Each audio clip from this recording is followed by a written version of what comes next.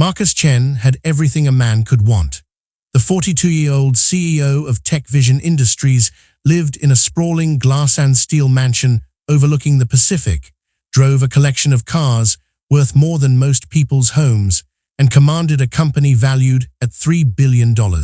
His wife, Victoria, was a former model-turned-philanthropist whose charity galas filled the society pages. Their life was perfect, pristine, untouchable. But perfection, as Marcus would soon learn, is often just an illusion hiding something broken underneath. And in the Chen mansion, something was very, very broken.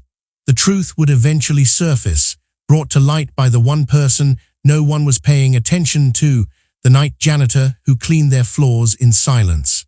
What happened next shocked everyone and set off a chain of events no one saw coming. Stay with me, this is a story you need to hear. Before we start the story, comment below and let us know where in the world you're watching from today. And if you find this story impactful, don't forget to subscribe for more. The mansion itself was an architectural marvel. All clean lines and floor-to-ceiling windows that captured the California sunset in shades of gold and crimson. Inside, marble floors gleamed under crystal chandeliers imported from Italy. The furniture was minimalist and expensive, each piece carefully selected by an interior designer whose waiting list stretched 2 years. Photographs of the Chen family adorned the walls, Marcus in a sharp suit at tech conferences, Victoria at charity events in designer gowns, and between them, always between them, their daughter. 8-month-old Emma Chen was born blind. The doctors had explained it clinically: bilateral optic nerve hypoplasia, a condition where the optic nerves failed to develop fully in the womb. Emma would never see her parents' faces, never watch a sunset, never read a book with her own eyes. For most parents, this diagnosis would have been devastating but manageable. For Marcus and Victoria Chen, it became an obsession. They would fix this. They would find someone who could reach their daughter, help her develop, teach her to navigate a world she couldn't see. Money was no object. The best specialists in the world would come to their home, but the best specialists in the world were failing. Dr. Sarah Whitmore arrived first, a renowned developmental specialist from Boston Children's Hospital with 30 years of experience working with visually impaired infants. She came with credentials that filled 2 pages, references from senators and celebrities, and a confidence that radiated from her perfectly pressed suits. For 6 weeks, Dr. Whitmore visited the Chen mansion 3 times a week, implementing tactile learning exercises, auditory stimulation protocols, and early intervention strategies that had worked for hundreds of other children. Emma didn't respond. The baby remained curled in on herself, uninterested in the textured toys Dr. Whitmore presented, unresponsive to the carefully calibrated sounds meant to encourage head-turning and reaching behaviors. During sessions, Emma would cry high-pitched, desperate wails that echoed through the marble halls. Victoria would hover nearby, hands clasped, asking if this was normal, if Emma was making progress. Dr. Whitmore's confidence began to crack. By the end of week 6, she sat Marcus and Victoria down in their living room and delivered news they didn't want to hear. "I'm not seeing the developmental milestones I'd expect," Dr. Whitmore said, her voice carefully controlled. "Emma should be responding to tactile stimulation by now. She should be reaching for objects, turning towards sounds. I think she may have additional developmental delays beyond the blindness. You should consider a neurological evaluation." Marcus showed Dr. Whitmore to the door that evening and never called her back. After Dr. Whitmore came Dr. Robert Kim, a pediatric neurologist from Stanford who specialized in infant brain development. He ran tests, EEGs, MRIs with sedation, genetic panels that cost $20,000. Everything came back normal. Emma's brain was structurally sound, her neurons firing in appropriate patterns, her genetic code free of the markers associated with developmental disorders. On paper, she should be thriving. She wasn't. Dr. Kim spent 8 weeks working with Emma, trying different therapeutic approaches, adjusting his methods weekly. He brought in specialized equipment, tiny headphones that played specific frequencies meant to stimulate brain development, textured mats that should have encouraged movement and exploration. Emma lay on those mats like a doll, unmoving, occasionally whimpering. Doctor. Kim's frustration became visible in his furrowed brow, the way he'd check and recheck his notes, as if the answer was hidden somewhere in his carefully documented observations. I don't understand it, he admitted to Marcus during their final session. Neurologically, she's perfect, but something is blocking her engagement with the world. I'm sorry, Mr. Chen. I think you need someone with a different specialty. After Dr. Kim came Dr. Patricia Morales, an occupational therapist who'd worked with blind infants in 7 countries. After Dr. Morales came Dr. James Walsh, a behavioral specialist from Johns Hopkins. After Dr. Walsh came Dr. Linda Zhang, who'd written 3 books on infant development. One by one, they arrived with their credentials and their equipment and their confidence. One by one, they failed. By the time Emma was 8 months old, 9 specialists had passed through the Chen mansion. 9 brilliant, accomplished professionals had tried and failed to reach the CEO's blind baby. Victoria had stopped attending the charity galas. Dark circles shadowed her eyes, and her hands trembled when she held Emma, as if the baby might shatter. Marcus threw himself into work, spending 16 hours a day at the office, because at least at Tech Vision he could solve problems, could see results from his efforts. The mansion felt different now. The gleaming surfaces seemed cold rather than elegant. The silence between therapy sessions stretched heavy and suffocating.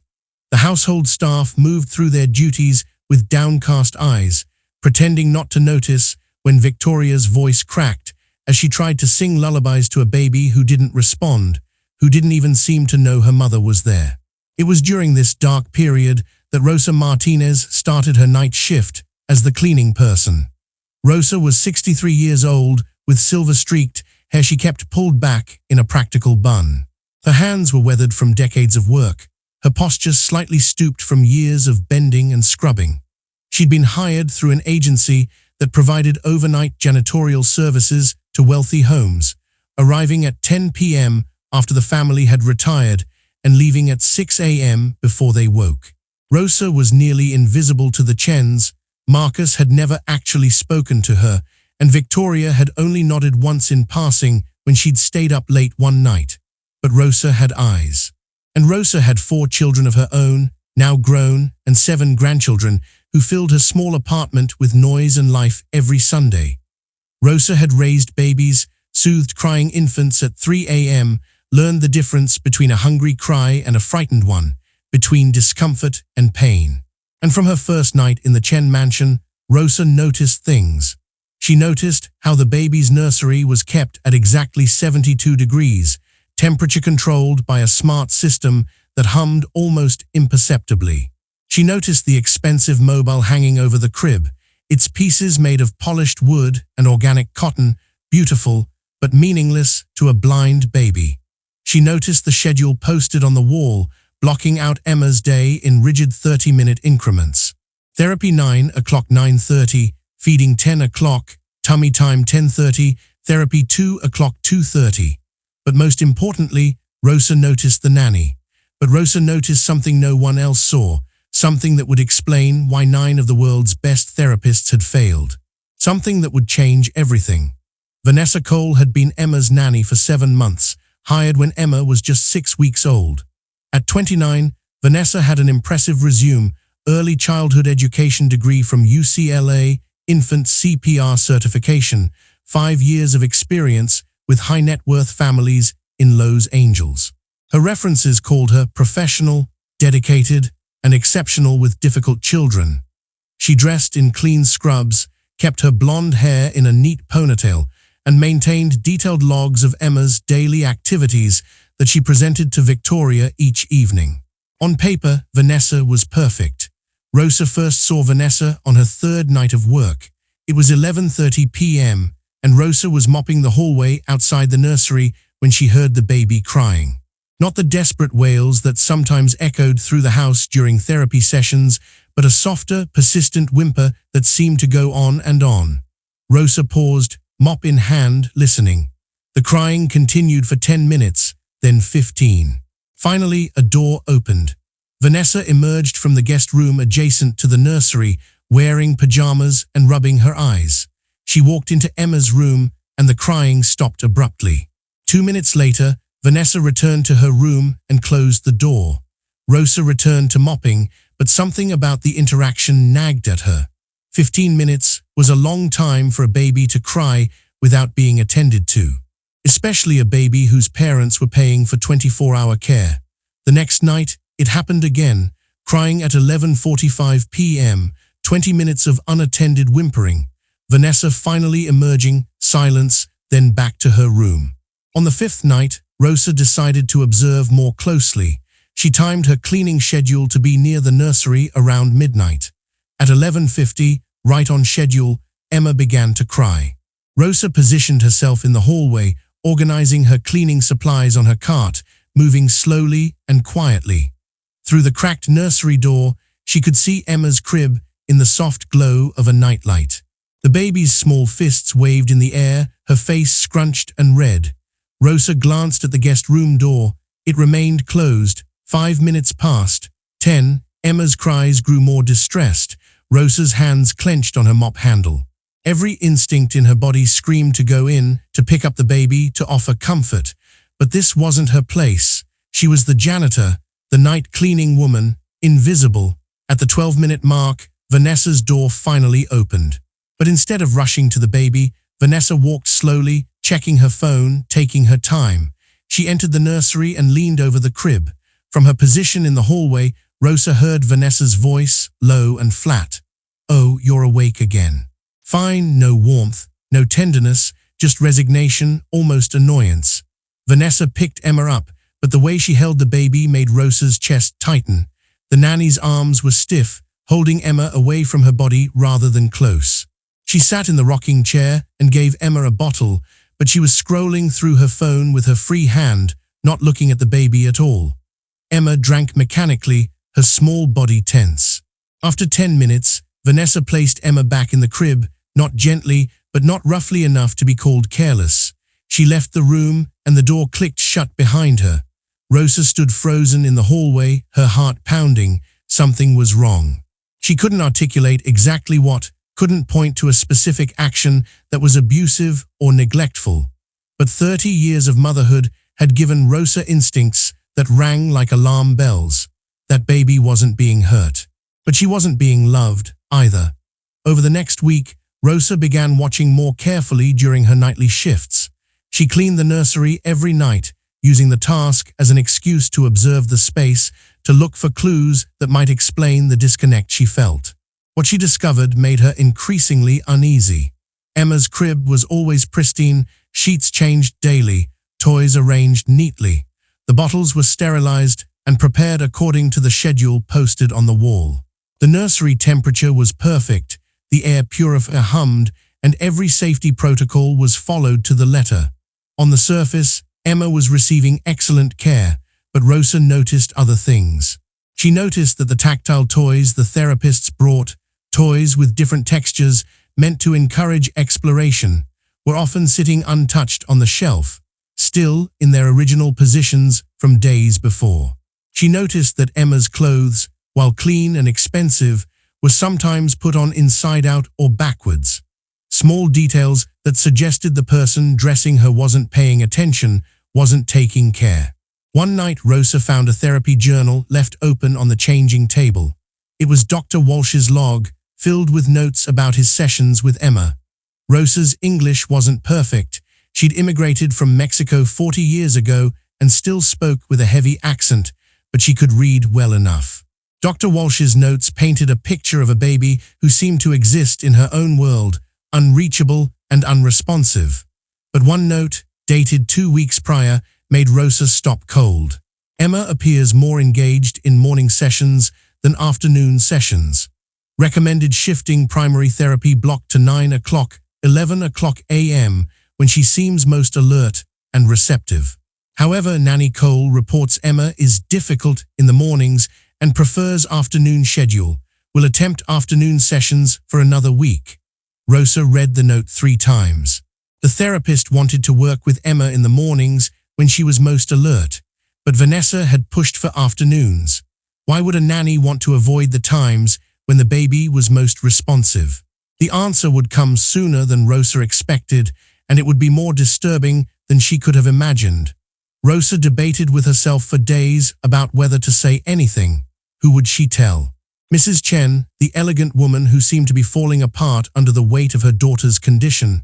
Mr. Chen, the powerful CEO who Rosa had never actually met. And what would she say? That she had a feeling. That the nanny seemed cold. That a baby was crying too long at night. These people lived in a different world. They had hired 9 specialists, the best money could buy. Who was Rosa Martinez, a cleaning woman with an 8th grade education, to question their choices? But Rosa couldn't let it go. On her 10th night of work, Rosa was cleaning the master bathroom at 2 a.m. when she heard movement downstairs. The Chens were asleep. She'd learned their patterns, knew they went to bed by 11 and rarely stirred before 7. But someone was definitely moving through the house. Rosa crept to the top of the stairs and peered down. In the dim light from the kitchen, she could see Vanessa at the refrigerator making herself a snack.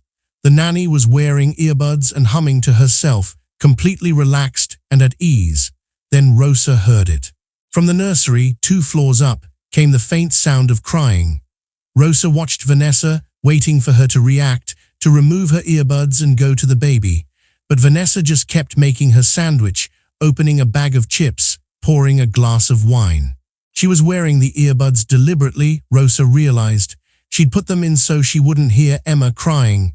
Rosa's hands shook as she gripped the banister. This wasn't just neglect. This was intentional. Vanessa was choosing not to hear, choosing not to respond. The crying continued for 35 minutes that night before Vanessa finally finished her snack, removed her earbuds, and made her way back upstairs. By then, Emma had cried herself into an exhausted silence. The next morning, Rosa did something she'd never done before in any of her cleaning jobs. She stayed past her 6 a.m. departure time. She cleaned the kitchen slower than necessary, reorganizing the already organized pantry, wiping counters that didn't need wiping. She needed to see the morning routine, needed to understand what happened when Emma was supposed to be most alert and responsive. At 7:30, Victoria Chen came downstairs in a silk robe, her face drawn with exhaustion. She started a pot of coffee and stood by the window, staring out at the ocean without really seeing it. At 8, Marcus emerged in a suit, already on his phone, a Bluetooth earpiece blinking at his temple. He grabbed a piece of toast, kissed his wife's cheek without looking at her, and headed for the garage. At 8:15, Vanessa brought Emma down for breakfast. Rosa watched from the pantry where she was supposedly organizing cleaning supplies. Vanessa placed Emma in a high chair with the practiced efficiency of someone going through motions. She prepared a bottle and began feeding the baby while scrolling through her phone with her free hand. Victoria sat at the kitchen island with her coffee, watching. How did she sleep? Fine, Vanessa said, without looking up from her phone. Woke up once around midnight, but settled quickly. Rosa's jaw tightened. Emma had woken up at 11:50 and cried for 35 minutes. That wasn't settling quickly. The therapist is coming at 9, Victoria said, her voice hesitant. Dr. Patel is the 9th one we've tried. I hope. She didn't finish the sentence. She didn't need to. The hope and desperation hung in the air between them. I'm sure it'll be fine, Vanessa said, her tone professionally reassuring but emotionally flat. Emma just needs time. But as Rosa watched, she saw something that made her blood run cold. While Victoria wasn't looking, while her eyes were closed as she sipped her coffee, Vanessa tilted the bottle at an angle that made Emma sputter and cough. It was quick, just a moment, but deliberate. When Emma whimpered, Vanessa adjusted the bottle back to the correct angle and kept scrolling through her phone. Rosa understood then, this wasn't just neglect. Vanessa was actively sabotaging Emma's care in small ways, subtle ways that no one would ever notice or be able to prove. But why? What reason could a nanny possibly have to harm the development of a blind baby? The answer lay in Vanessa's past, and when Rosa discovered it, everything would finally make sense. Dr. Maya Patel arrived at 9 a.m. sharp, carrying a bag filled with specialized equipment and wearing the same expression of confident determination that all the previous therapists had worn on their first day. She was the 9th specialist, a developmental pediatrician from San Francisco with a reputation for reaching unreachable children. Victoria met her at the door with desperate hope in her eyes.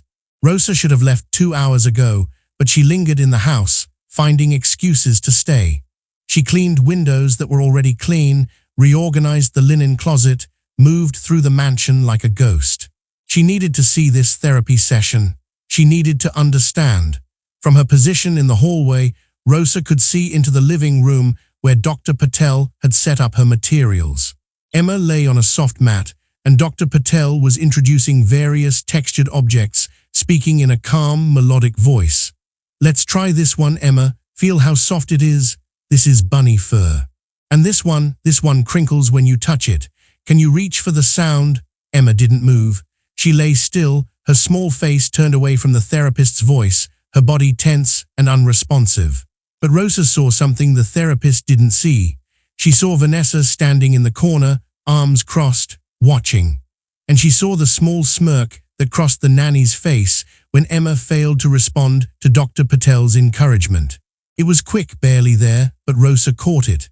Vanessa was pleased that Emma wasn't responding. The session lasted an hour. Dr. Patel tried everything: tactile stimulation, auditory exercises, gentle massage techniques meant to encourage body awareness. Emma remained shut down, withdrawn into herself. When the therapist finally packed up her materials, Rosa could see the frustration creasing her forehead, the same frustration that had marked every therapist before her. "I'd like to come back tomorrow," Dr. Patel said to Victoria. "Sometimes it takes several sessions for a child to warm up to a new person." Victoria nodded, clasping her hands together. "Of course. Whatever you think is best." After Dr. Patel left, Vanessa took Emma back upstairs for her nap. Victoria sank onto the couch, her face in her hands. Rosa finally left at 10:30, 3 hours past the end of her shift, her mind churning. That evening, Rosa couldn't focus on anything. She lived in a small apartment in East LA, a 40-minute bus ride from the Chen mansion. Her daughter, Sophia, had made dinner, chicken and rice, and her grandchildren were running around the living room, but Rosa barely registered any of it. "Mama, are you okay?" Sophia asked, sitting down next to her on the worn couch. Rosa shook her head slowly. "At the house where I work, there's a baby. She's blind, and I think something is very wrong." Sophia frowned. "Wrong how?" "The nanny," Rosa said quietly. "She's not taking care of the baby right. She lets her cry. She doesn't pay attention. I see things, Mija, small things, but they add up." "Have you told the parents?" Rosa laughed bitterly. "Tell them what? That I, the cleaning woman, think their expensive nanny isn't doing her job. They wouldn't listen to me. People like that, they don't see people like me. We're invisible." But even as she said it, Rosa knew she couldn't stay silent. That baby needed someone to speak up. If Rosa didn't do it, who would? Over the next week, Rosa began documenting what she saw. She couldn't write in English well enough to keep notes that would be convincing, but she could remember. She memorized times and details, building a case in her mind. Monday night, 11:45 p.m. Emma cried for 40 minutes before Vanessa responded. When Vanessa finally picked her up, she held the baby at arm's length and her voice was cold. "What now? You just ate. You're so needy." Tuesday night, 1:30 a.m. Rosa was cleaning the hallway when she heard a sharp sound from the nursery. She froze, listening. It sounded like a hand slapping a crib mattress. Then Vanessa's voice, harsh and frustrated, "Go to sleep." Wednesday morning, 8 o'clock a.m. Rosa watched from the kitchen as Vanessa prepared Emma's breakfast. The nanny was rough, changing Emma's diaper, not hurting her, but handling her carelessly, without gentleness. When Emma fussed, Vanessa rolled her eyes. Thursday afternoon, 2 o'clock p.m. Rosa came in early because the Chens had requested additional deep cleaning. She was vacuuming the upstairs hallway when Dr. Patel arrived for her 4th session. Rosa turned off the vacuum and watched through the banister as the therapist worked with Emma. This time, Rosa noticed something specific. Every time Emma seemed about to respond to Dr. Patel's voice, to turn her head or reach toward a sound, Vanessa would shift in her chair, creating a different noise that distracted the baby. It was subtle, but it was deliberate. A cough, a shuffle of feet, the crinkle of a water bottle. Each time Emma's attention broke and the moment of potential connection was lost. Dr. Patel noticed nothing, but Rosa saw it all. By Friday night, Rosa knew she had to do something. But what? Who would believe her? She lay awake in her apartment, staring at the ceiling, wrestling with her conscience. In her 53 years in America, Rosa had learned to keep her head down, to do her work and not make trouble. Speaking up meant risk. It meant potentially losing her job. It meant challenging people who had money and power and education, all things Rosa didn't have.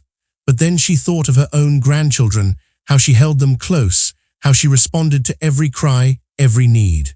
She thought of what it would be like to be a baby lost in darkness, already cut off from the world by blindness, and then to be denied even the basic comfort of human warmth and attention. She thought of Emma, alone in that pristine nursery, crying in the dark, while her nanny listened to music through earbuds.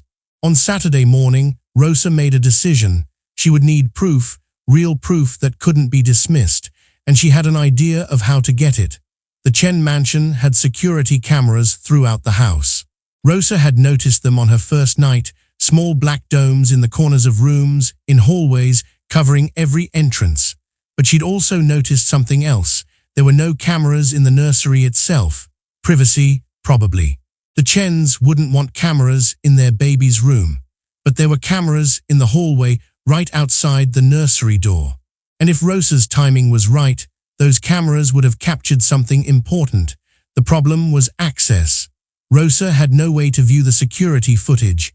She didn't know where the recordings were stored or how to access them. She didn't even know if the Chens ever reviewed the footage. Wealthy people often had security systems they never actually used, installed for show or insurance purposes. Rosa needed to get someone who could access those cameras to actually look at them. And that meant she needed to talk to one of the Chens directly. What Rosa didn't know was that Vanessa had already noticed her watching, and the nanny was taking steps to protect herself. Steps that would put both Rosa and Emma in danger. On Sunday evening, Rosa returned to the Chen mansion for her regular shift. She arrived at 10 p.m., let herself in with the key code the management company had provided, and began her usual routine. But something felt different tonight. The house was quieter than normal, the air heavy with tension. At 10:30, as Rosa was mopping the kitchen floor, Vanessa appeared. It was unusual to see the nanny downstairs at this hour. Vanessa typically stayed in her room or in the nursery, her domain. But tonight she stood in the kitchen doorway, arms crossed, watching Rosa with an expression that was difficult to read. "You're here late a lot," Vanessa said, not a question. An observation. Rosa kept mopping, her heart rate increasing. "Just doing my job. You stayed past your shift on Wednesday. I saw you. You were upstairs during therapy time." "Mrs. Chen asked me to do extra cleaning," Rosa lied smoothly. "The therapists, they come and go. She wanted everything perfect." Vanessa tilted her head, studying Rosa like a scientist, examining an interesting specimen. "You know, I've worked for a lot of families. The help usually knows to stay out of sight, especially during professional hours. It's respectful." The way she said, the help made Rosa's spine stiffen, but she kept her voice even. "I'll remember that, you do that." Vanessa turned to leave, then paused. "Oh, and Rosa, if you ever have concerns about how I'm caring for Emma, you should bring them directly to me, not to the Chens. They have enough stress. They don't need the cleaning lady adding to it with uninformed observations." Rosa's hands tightened on the mop handle, so Vanessa had definitely noticed her watching. The question was, how much had she seen? Did she know Rosa was onto her? "I have no concerns," Rosa said carefully. "Emma is lucky to have you." Vanessa smiled, but it didn't reach her eyes. "Yes, she is." After Vanessa went back upstairs, Rosa stood in the kitchen, her hands shaking. She'd been warned off. Vanessa was establishing her territory, making it clear that Rosa should mind her own business. But the warning had done the opposite of its intention. It had confirmed Rosa's suspicions. Vanessa had something to hide, and she knew Rosa was getting too close. Rosa finished her cleaning in a daze, her mind racing. She needed to act soon, before Vanessa took more aggressive steps to protect herself. But she still didn't have concrete proof, just observations and instincts. At midnight, Rosa was cleaning the hallway outside the nursery when she heard Emma crying. She paused, waiting to see if Vanessa would respond. Minutes ticked by. The crying continued, growing more desperate. Rosa glanced at the camera in the corner of the hallway. The little red light was blinking, recording. This was being captured. Emma crying, unanswered. If someone would just look at this footage, they would see the pattern. Finally, after 20 minutes, Vanessa's door opened. But instead of going directly to Emma, the nanny walked down the hallway toward Rosa. Her expression was cold. "Still here?" Vanessa asked. "Just finishing up. The baby's crying is distracting you from your work." It was a trap, Rosa realized. If she said yes, she was admitting to caring about Emma, to paying attention to things that weren't her concern. If she said no, she'd be admitting to being inhumanly callous. "I was just noticing," Rosa said carefully. "I can move to a different floor if the sound bothers you. That's considerate." Vanessa looked at the camera in the corner, then back at Rosa. "You know, the Chens never actually review this footage. Marcus is too busy with work, and Victoria is too overwhelmed with Emma's therapy. The security company keeps the recordings for 30 days, then deletes them. It's all just for show, really. No one's watching." The message was clear. You have no proof. No one will see what you think you're seeing. Vanessa finally went into the nursery and picked up Emma. Through the open door, Rosa could see her handling the baby with the mechanical efficiency that had become so familiar. No warmth, no connection, just going through the motions. Rosa left the mansion at 6 a.m. with a plan forming in her mind.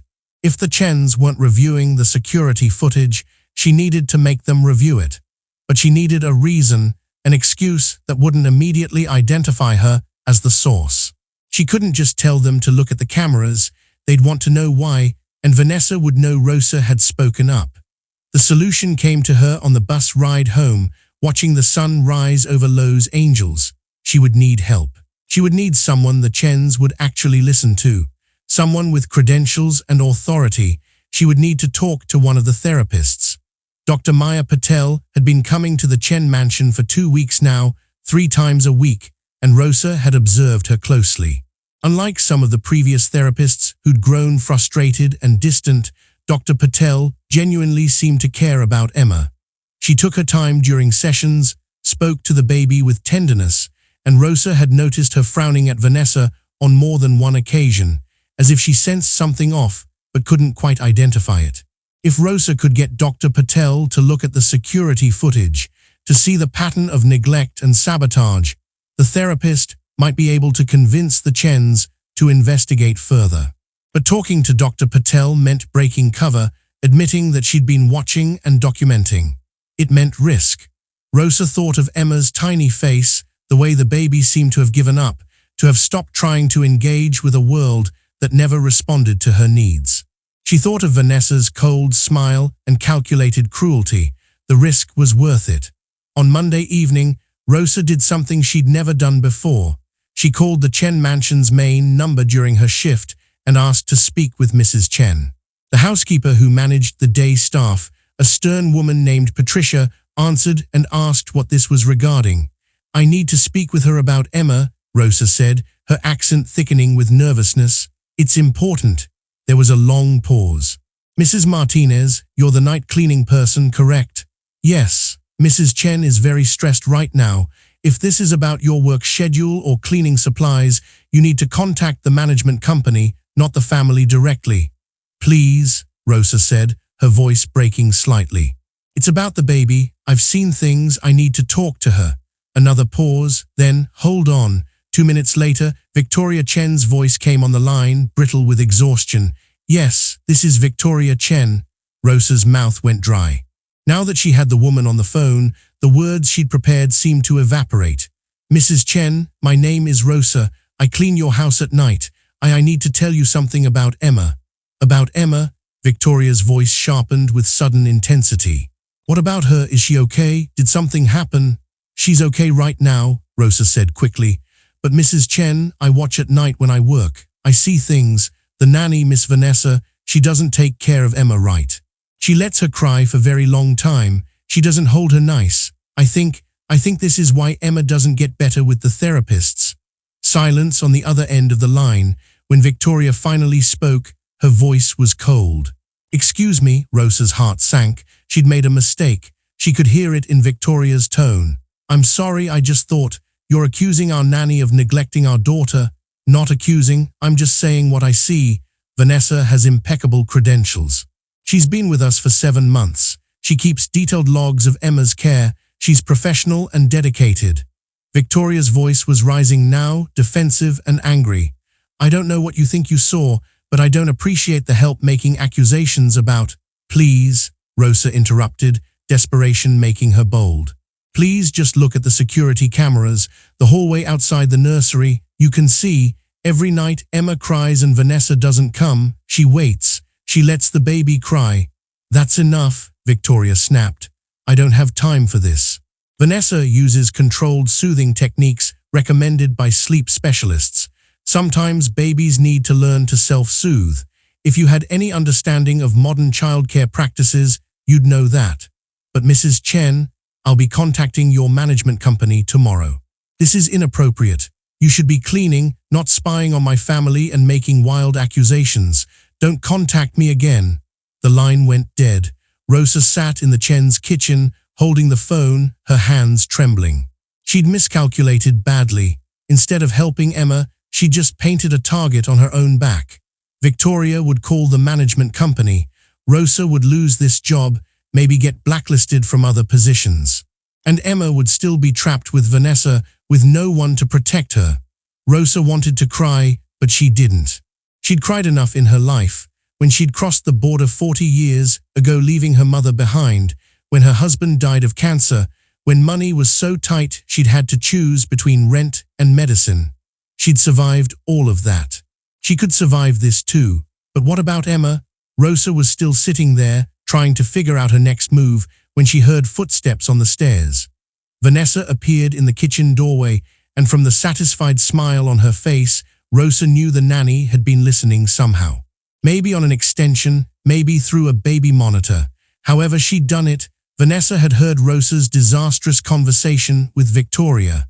"That was stupid," Vanessa said conversationally, walking to the refrigerator and pulling out a bottle of water.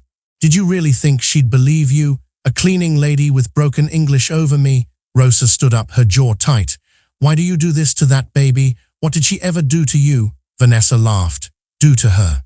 I'm not doing anything to her. I'm following every protocol, every guideline. I feed her on schedule, change her, maintain proper sleep hygiene. Emma's failure to thrive isn't my fault. You let her cry.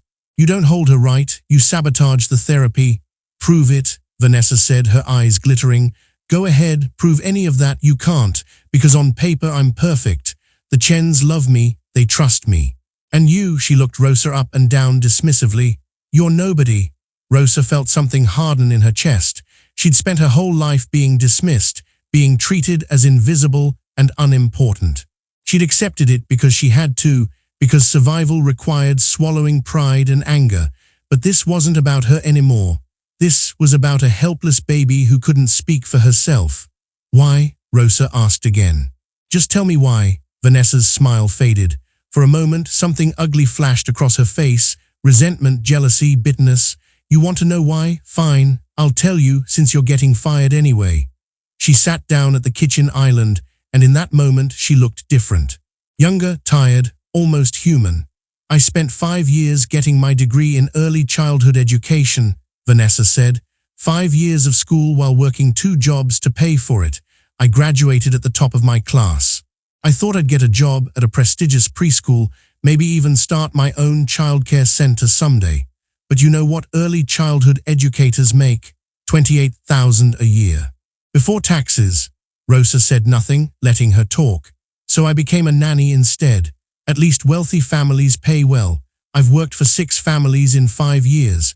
I've taken care of their precious children, followed their ridiculous rules, pretended to care about kids whose parents are too busy making money to raise them themselves. And you know what I've learned?"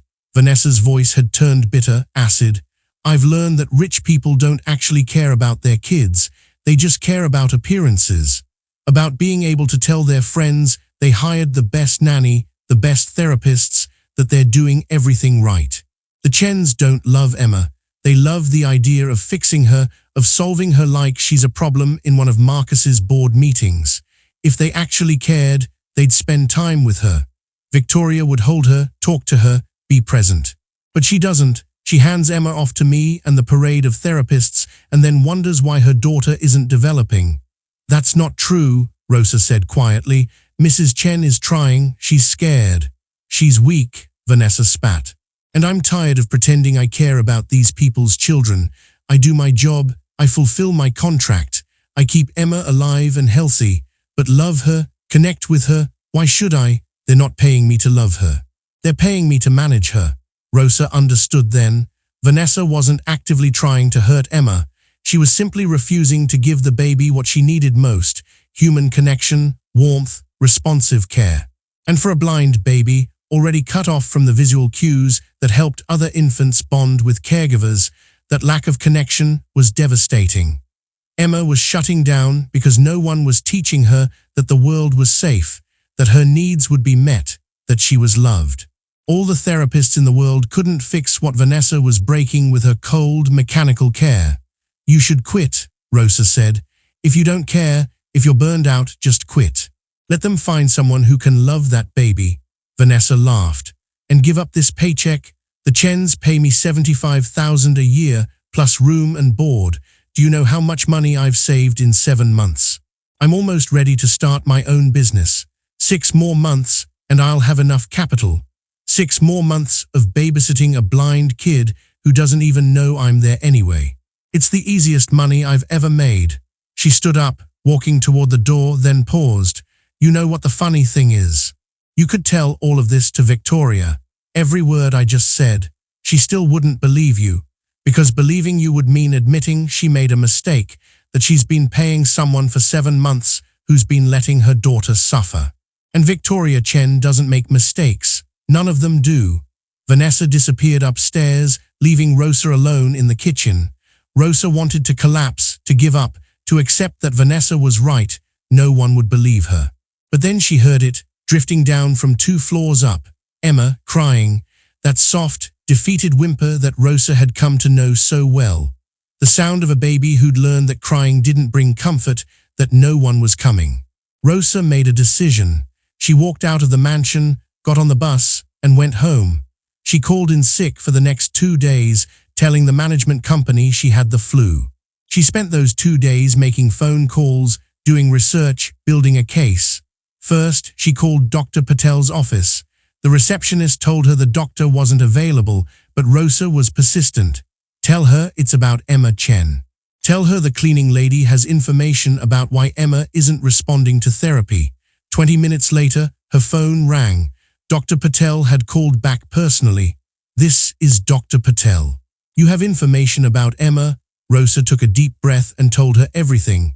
The crying at night, Vanessa's coldness, the subtle sabotage during therapy sessions, her confrontation with the nanny, everything. Dr. Patel listened in silence. When Rosa finished, there was a long pause. These are serious allegations. I know what I saw, Rosa said firmly. The problem is, it's all observational, nothing that would constitute abuse or neglect in a legal sense. The Chens would have every right to dismiss this as speculation. What about the security cameras? Rosa pressed. They record everything. If someone looked at the footage, the Chens would need a reason to review that footage, Dr. Patel said slowly. And if they don't believe there's a problem, then make them believe, Rosa said. You're a doctor. They respect you. Tell them you can't make progress with Emma while you have concerns about her home care.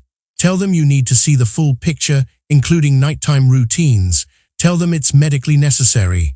Another long pause. Then, that could work. But if I'm wrong, if there's nothing on those cameras, I could lose this family as a client. I could damage my professional reputation. And if you're right, Rosa said, you could save that baby's life. Dr. Patel agreed to help. But neither she nor Rosa knew that Vanessa had already taken steps to erase the evidence. steps that would lead to a confrontation no one expected. Dr. Maya Patel sat in her car outside the Chen mansion on Thursday morning, gathering her courage. She'd been awake half the night, thinking about Rosa's allegations, weighing her professional obligations against her instincts. On one hand, Rosa was not a medical professional, and her observations could be biased or misinterpreted. On the other hand, Dr. Patel had spent 2 weeks trying to reach Emma, and something had been nagging at her the entire time. The baby's unresponsiveness wasn't consistent with simple developmental delay. It felt like something else, like withdrawal, like trauma. Dr. Patel had done her research on Vanessa Cole before coming this morning. The nanny's credentials were legitimate, her references glowing. But Dr. Patel had also learned something interesting. Vanessa had worked for 6 families in 5 years. For nannies, that was a high turnover rate. Most career nannies stayed with families for years, forming long-term bonds with the children. Vanessa seemed to move on every 8 to 12 months. Dr. Patel had tried calling the previous families. Only one had answered, and that conversation had been carefully neutral. Vanessa fulfilled her contract, the mother had said. She was professional. The way she'd paused before that last word suggested volumes. Now sitting in her car, Dr. Patel reviewed her plan. She would tell the Chens she needed to observe Emma's full care routine, including nighttime patterns, to properly assess her developmental needs. She would recommend they review the security footage to help her understand Emma's sleep patterns and nighttime behaviors. It was a reasonable request, framed in medical necessity, and Victoria Chen was desperate enough that she'd likely agree to anything that might help her daughter.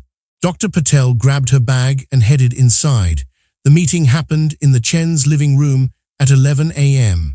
Marcus had even come home from work for this, which told Dr. Patel how seriously Victoria had taken the request.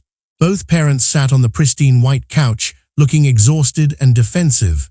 Vanessa stood near the doorway, arms crossed, her expression carefully neutral. "Mr. and Mrs. Chen, Dr. Patel began, I want to talk to you about Emma's treatment plan moving forward." "Are you giving up on her too?" Victoria asked, her voice breaking. "Because if you are, just say so. We'll find someone else." "I'm not giving up," Dr. Patel said firmly, "but I am concerned. Emma's lack of progress isn't typical. Blindness alone doesn't explain her level of withdrawal. I've worked with dozens of visually impaired infants, and they respond to touch, to voice, to consistent interaction. Emma doesn't. She's shutting down more each week, and I need to understand why." Marcus leaned forward. "What are you suggesting?" "I need to see the full picture of Emma's care, not just our therapy sessions, but her entire routine, particularly nighttime. Infant brain development is heavily influenced by nighttime responsiveness, how quickly and consistently their needs are met, how they're comforted, how they're held." "Vanessa keeps detailed logs," Victoria said, gesturing to the nanny. "She documents every feeding, every diaper change, everything." "I'm sure she does," Dr. Patel said diplomatically, "but I'd like to review your security footage, particularly the cameras outside the nursery.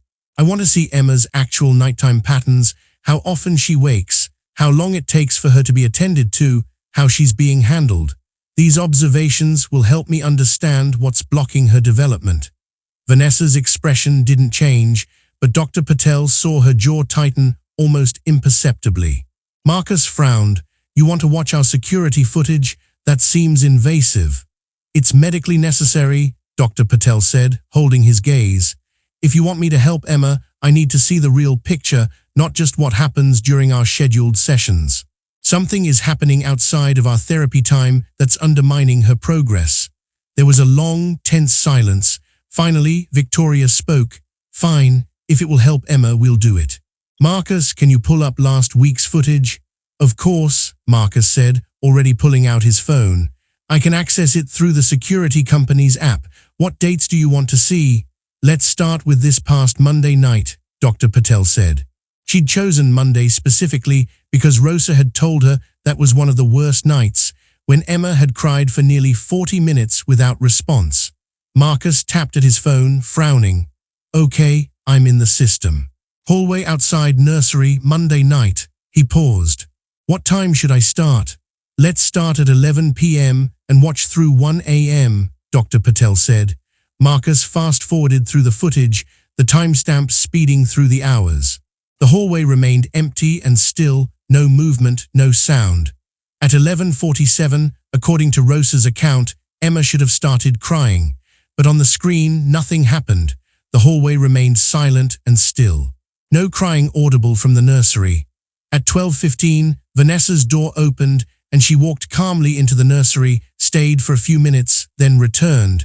Everything looked perfectly normal, perfectly fine. Dr. Patel's heart sank. Can you play that section at normal speed? From 11:45 to midnight? Marcus did. They watched in real time as the empty hallway remained empty. No sound of crying, no extended delay in response. When Vanessa finally entered the nursery, it was after just a few minutes, not 40.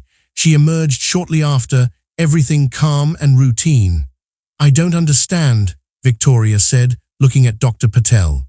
What were you expecting to see? Dr. Patel's mind raced.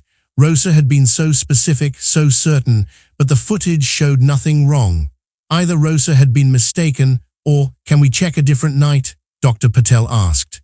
Maybe Tuesday. They checked Tuesday, Wednesday, Thursday. Every night showed the same pattern, Vanessa responding promptly to Emma's needs, everything running smoothly. There was no evidence of neglect, no extended crying, no cold handling. Nothing. Vanessa finally spoke, her voice dripping with false concern. Dr. Patel, may I ask why you're looking for problems with Emma's nighttime care? Dr. Patel felt the trap closing around her. If she mentioned Rosa now, she'd be admitting that she'd based this request on the word of a cleaning woman over a credentialed nanny. She'd look foolish, unprofessional. But if she didn't explain, the Chens would think she was manufacturing problems where none existed. I received a report, Dr. Patel said carefully, from someone who was concerned about inconsistent responsiveness at night. Who? Marcus demanded. Who told you this? Before Dr. Patel could answer, Vanessa spoke up. It was the night cleaning woman, wasn't it? Rosa. She called Mrs. Chen earlier this week making wild accusations about my care of Emma. Mrs. Chen told me about it. I assumed that matter was closed. Victoria's face flushed. I did receive that call. I was going to tell you, Marcus, but I didn't want to upset you. The cleaning woman has been watching us, apparently, making notes about Vanessa's care. She called me Monday evening claiming Vanessa was neglecting Emma. And you believed her? Marcus looked at Dr. Patel with something close to betrayal. You took the word of a janitor over trained professionals. I had to investigate any potential factors affecting Emma's development, Dr. Patel said, but her voice lacked conviction now. The evidence, or lack of it, had undermined her position completely. Well, you investigated, Vanessa said, her voice calm and reasonable, and you found nothing, because there's nothing to find. I take excellent care of Emma, I always have. Dr. Patel looked at the screen, at the footage that showed exactly what Vanessa claimed. And suddenly something clicked in her mind.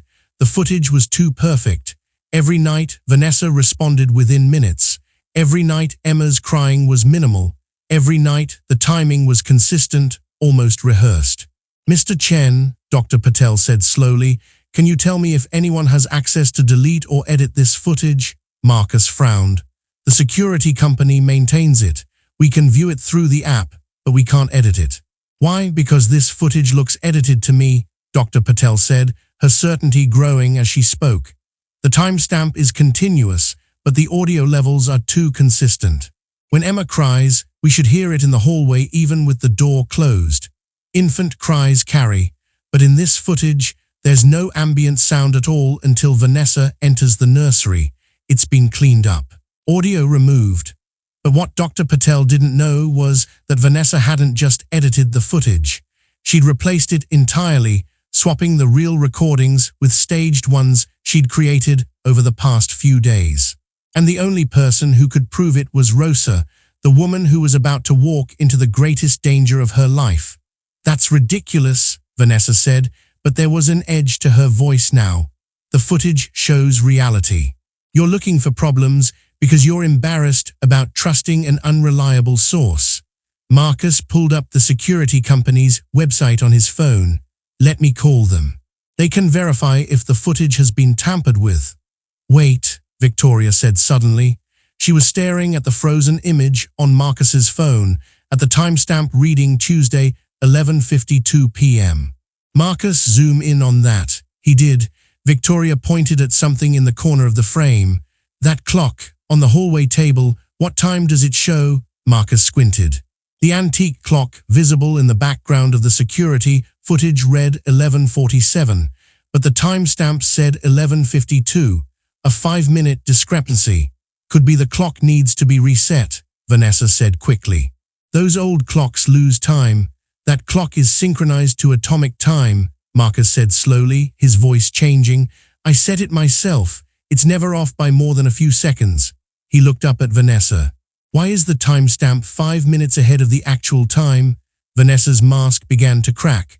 I don't know, maybe a glitch in the security system. But Marcus was already scrolling through more footage, checking other nights, other timestamps. In each one, there were small discrepancies. Timestamps that didn't match background clocks, shadows that fell wrong for the supposed time of day, small continuity errors that suggested editing. You replaced the footage, Marcus said, his voice deadly calm. You recorded new footage, staged it to make yourself look good, and somehow swapped it for the real recordings. That's insane, Vanessa said, but her voice had lost its confidence. How would I even do that? I don't have access to the security system. But your boyfriend does, Victoria said suddenly, pieces clicking into place. That man who visited you last month. You said he was your brother, but you don't have a brother. I checked your employment file after that visit because something felt off. Who is he? The room fell silent. Vanessa looked at the 3 pairs of eyes staring at her, Marcus's cold and angry, Victoria's horrified and betrayed, Dr. Patel's clinically assessing. The nanny seemed to shrink into herself, the professional facade crumbling. His name is Tyler, Vanessa finally said. He's an IT consultant. He works in cybersecurity. I asked him to help me clean up the footage. Clean up, Victoria's voice was rising. You mean fake it? You replaced real footage with staged recordings to hide what you've really been doing to our daughter. I haven't been doing anything to her. Vanessa shot back, defensive now. I feed her, I change her, I keep her safe. I do my job. But that cleaning lady was watching me, judging me, and I knew she'd twist everything to make me look bad. So I protected myself. I made sure the footage showed what I actually do, proper, professional childcare. If you had nothing to hide, Dr. Patel said quietly, why did you need to stage anything? Vanessa opened her mouth, then closed it. The trap had finally sprung shut around her. Marcus was already on his phone. I'm calling the security company right now. I want the original footage recovered, all of it. You can't, Vanessa said. Tyler wrote over it. It's gone. Nothing digital is ever really gone, Marcus said coldly. The company maintains backup servers. It might take time, but we'll recover it, and then we'll see exactly what you've been hiding. Vanessa's composure finally shattered. Fine, you want to know the truth. Your daughter is blind and broken, and nothing I do makes any difference. She doesn't respond to me because she's not capable of responding to anyone. I tried at first, I really did. But after 3 months of holding a baby who felt like a doll, of talking to an infant who never looked at me, never smiled, never reacted, I couldn't do it anymore. So I did the basics. I kept her alive. That's what you're paying me for, isn't it? To manage your problem child while you pretend to be concerned parents. Victoria's hand flew to her mouth, tears streaming down her face. Marcus looked like he wanted to hit something. Dr. Patel just stared at Vanessa with something like pity. Emma doesn't respond because you taught her not to, Dr. Patel said softly. Blind babies need consistent, responsive care even more than sighted children. They need to learn that the world is predictable, that their needs will be met, that they're safe. You let her cry. You held her without warmth. You taught her that reaching out brings nothing, so she stopped reaching. And then you sabotaged every therapy session because if Emma improved, we might figure out what you'd been doing. At that moment, Rosa Martinez walked through the front door. She wasn't supposed to be there. Her shift didn't start for 11 more hours. But Dr. Patel had called her that morning and told her about the planned confrontation, and Rosa had taken the bus across the city because she needed to see this through. She needed to know Emma would be protected. Rosa walked into the living room and saw the scene, Vanessa cornered and defensive, Victoria crying, Marcus furious, Dr. Patel standing as witness. She saw the security footage frozen on Marcus's phone, saw the evidence of Vanessa's deception laid bare. The footage, Rosa said, you found it.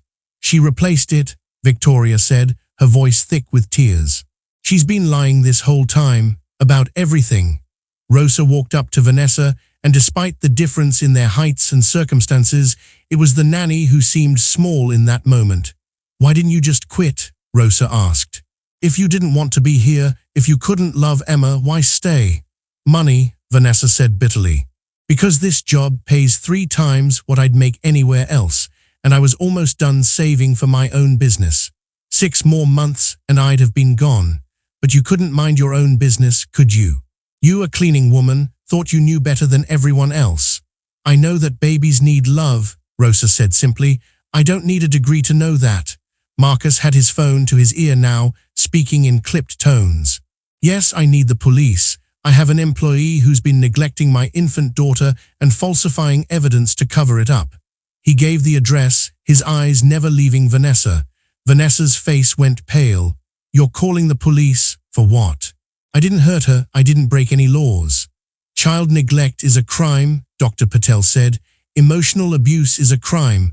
What you did to Emma, deliberately withholding responsive care, sabotaging her development, that's criminal. You're a mandated reporter under California law. You were required to ensure Emma received appropriate care, and instead you actively prevented it.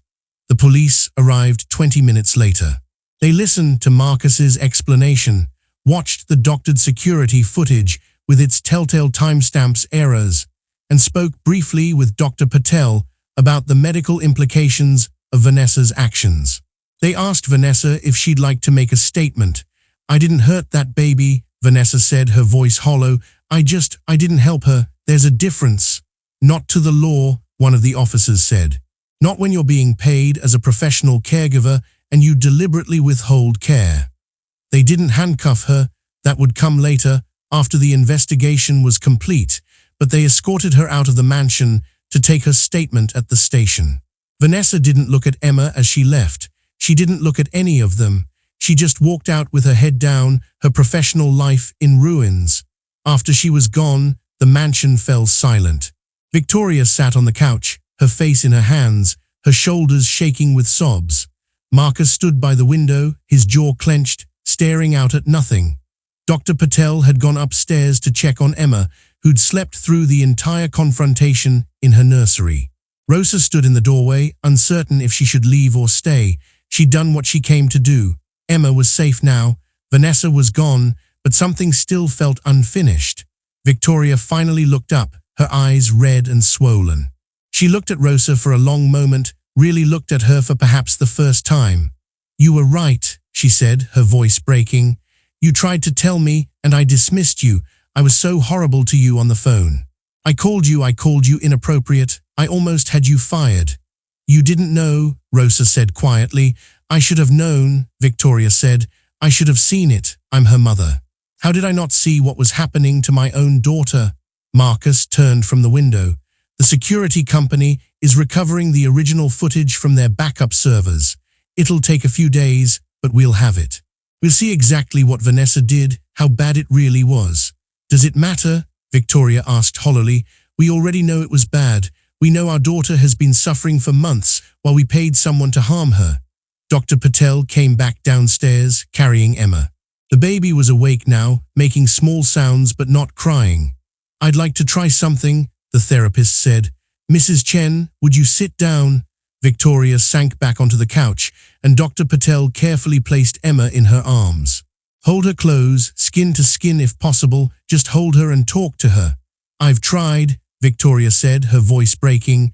She doesn't respond to me, she never has. Because Vanessa was her primary caregiver, Dr. Patel explained. Emma learned from Vanessa that reaching out was pointless, but Vanessa is gone now. We can teach Emma something different. We can teach her that she's loved." Victoria pulled her shirt aside and held Emma against her bare chest, the baby's head resting over her heart. She began to talk softly, telling Emma how sorry she was, how much she loved her, how everything was going to be different now. At first, Emma remained still and unresponsive, just as she'd been for months. But after several minutes, something changed. The baby's body relaxed slightly, her breathing synchronized with Victoria's. And then, so subtly that they almost missed it, Emma's tiny hand reached up and grasped Victoria's finger. Victoria gasped. "Did she just—" "She's responding to you," Dr. Patel said, her voice thick with emotion. "She's beginning to trust that you're here, that you're present. This is the first step."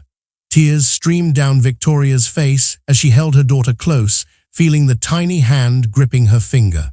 "I'm here, baby," she whispered. "Mommy's here. I'm not leaving, I promise." Rosa watched from the doorway, her own eyes wet. This was what she'd fought for, this moment, this connection. Marcus walked over to Rosa. He looked uncomfortable, this powerful CEO who commanded boardrooms and negotiated billion-dollar deals. "Miss Martinez," he began. "I owe you an apology, several apologies. We dismissed you, refused to listen, almost had you fired. You were right about everything, and we were too arrogant to see it." "You were scared," Rosa said simply. "Scared parents don't always hear right." "Still," Marcus said, "you saved our daughter. You put your job on the line, your livelihood, to protect a baby you had no connection to. That's—" he paused, searching for words. "That's extraordinary." "I'm a mother," Rosa said. "I'm a grandmother. I couldn't watch and do nothing." Marcus pulled out his phone. "The management company you work through, they take 60% of what we pay for your services. Did you know that? They pay you minimum wage and pocket the rest. I'm terminating our contract with them. If you're willing, I'd like to hire you directly. Full-time position, benefits, triple what you're making now, and not just as cleaning staff. As part of our household, someone we trust, someone who actually sees what's happening in our home." Rosa stared at him. "You want to hire me? We need someone we can trust," Victoria said, looking up from Emma. "Someone who puts our daughter first. That's you, Rosa. That's always been you."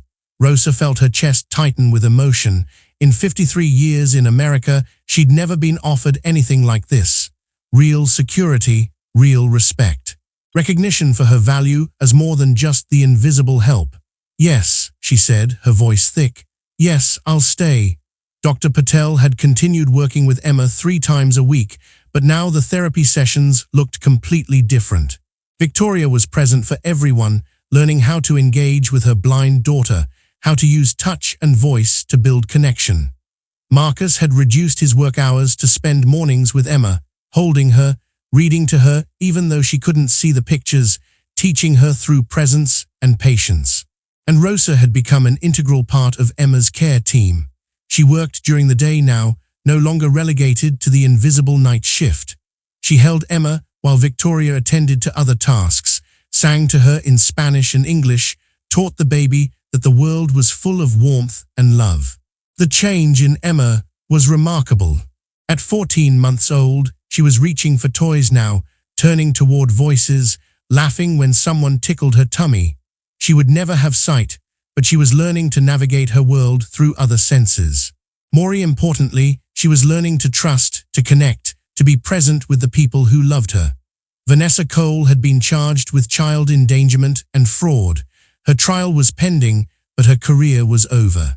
The other families she'd worked for had come forward with their own concerns, patterns of subtle neglect and emotional coldness that had been easier to dismiss as personality quirks, until the Chen case brought everything into focus. Vanessa would likely never work with children again. The Chen mansion felt different now. Warmer, less like a museum and more like a home. You could hear Emma's laughter echoing through the halls, could see Victoria's joy in her daughter's small victories, could feel the love that had finally filled the space where coldness had reigned. One evening, Rosa sat in the nursery rocking Emma to sleep after her evening bottle. The baby was drowsy and content, her small body relaxed in Rosa's arms. This was how it should have been from the beginning, a baby held close, surrounded by love, learning that she was safe and cherished. Victoria appeared in the doorway watching, "Thank you," she said quietly, "for not giving up, for seeing what no one else saw." Rosa looked down at Emma's peaceful face. "The most important people are often the ones no one's paying attention to," she said. "The janitor, the cleaning lady, the help. We see things because we're invisible, but maybe that's our superpower." Victoria smiled, tears in her eyes. "You're not invisible anymore, not to us." And as Rosa held Emma in the soft glow of the nursery nightlight, listening to the baby's contented breathing, she felt something she hadn't felt in years. Not just needed, but valued. Not just useful, but essential. Sometimes the heroes of the story aren't the ones with money or power or credentials. Sometimes the heroes are the ones who simply refuse to look away from suffering, who speak up when it would be easier to stay silent, who fight for the voiceless because it's the right thing to do. Sometimes the heroes are the ones cleaning floors in the dark, the ones everyone overlooks, the ones who see the truth that everyone else is too blind to recognize. Sometimes the heroes are exactly the people we've been ignoring all along. I hope you enjoyed that story. Please share it with your friends and subscribe so that you do not miss out on the next one. In the meantime, I have handpicked 2 stories for you that I think you will enjoy. Have a great day.